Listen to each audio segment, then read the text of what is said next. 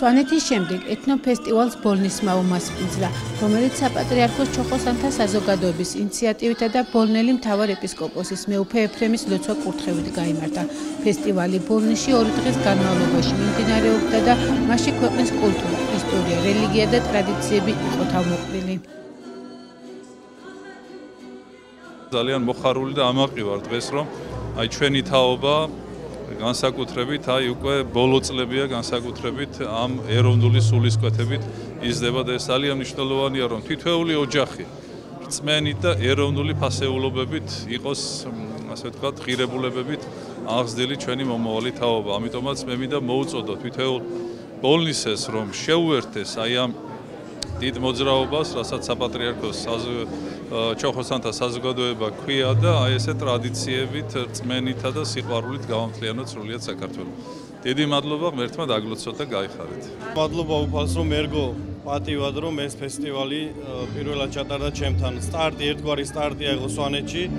ეს არის ძალიან დიდი სიამაყე ჩემთვის და ძალიან დიდი პატივი ჩვენი კუთხისთვის. ამისათვის მადლობა ჩვენს უწმინდეს და უნეტარეს ილია მეურეს, მადლობა ჩვენს მეუფეს და რა თქმა უნდა ჩვენს ჩოხოსნებს, ორგანიზატორებს. სოფლიო გლობალიზაციის პროცესებში პატარა ერები, როგორც საქართველოს და მსგავსი, რომ გადარჩნენ და თავიანთი თვითყოფადი კულტურა შეინარჩუნონ, ამისათვის აუცილებელია რომ ამ კულტურას მუდმივად ყავდეს მხარდამჭერები და მსგავსი ღონისძიებები ტარდებოდეს. მთელი მიზანიც ესაა. არის ჯანსაღი თაობა, რომელიც მოდის, რომელიც წინაპართა დაკვალებზე დგა და ეგრე გააგრძელებს ცხოვრებას აუცილებლად. ვინც მომავალში ჩვენმა ჩაგვანაცვლოს, ვინც მომავალში უნდა ერის ბალავარი გაამაგროს, ეგ არის ყველაზე მთავარი. ფესტივალის ფარგლებში კულტურის სახლის ჰოლში წარმოდგენილი იყო სხვადასხვა კუთხის ოსტატების მიერ დამზადებული ხელნაკეთი ნივთები, რომლებიც ქართულ ხალხურ ხელოვნებასა და მრავალფეროვან მემკვიდრეობას ასახავდა.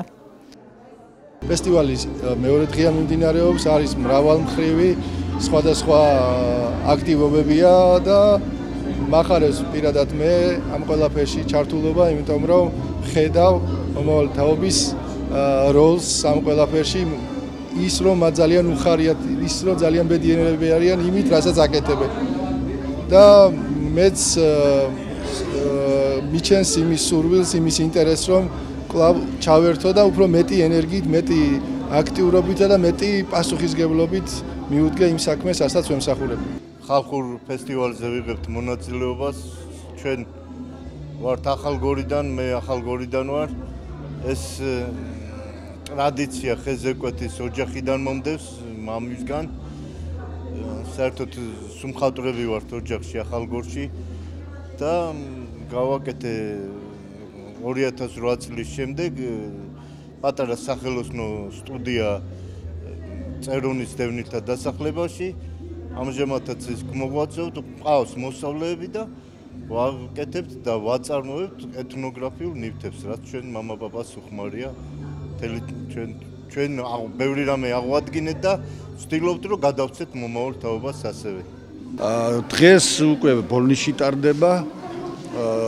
ჭირაღდანი სვანეთიდან გადმოვიდა ბოლნისში, ბოლნისიდან უკვე როცა შემდეგი დასახელდება, რომელიც ჩვენ არ ვიცით როდის და სად ჩატარდება, შემდეგ გადავა სხვა რეგიონში და უნდა მოიცვა სრულიად საქართველო, გაერთიანდეს საქართველო ამ დიდი ეთნოფესტივალის მეშვეობით, მთელი დიდი სიყვარული ჩაიდება ამაში.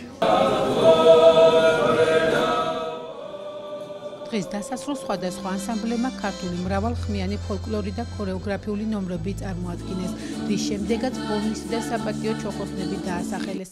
ღონისძიების ბოლოს ჭირაღდანი აინთო, რომელიც შემდეგი რეგიონის დასახელებამდე ბოლნისის ეპარქიაში დაიდებს ბინას, ხოლო შემდგომ ჭირაღდანი მთელ საქართველოს მოივლის, როგორც ქვეყნის ერთობისა და გაერთიანების სიმბოლო. საქართველოს გაუმარ, ჯოუს! გაუმარ!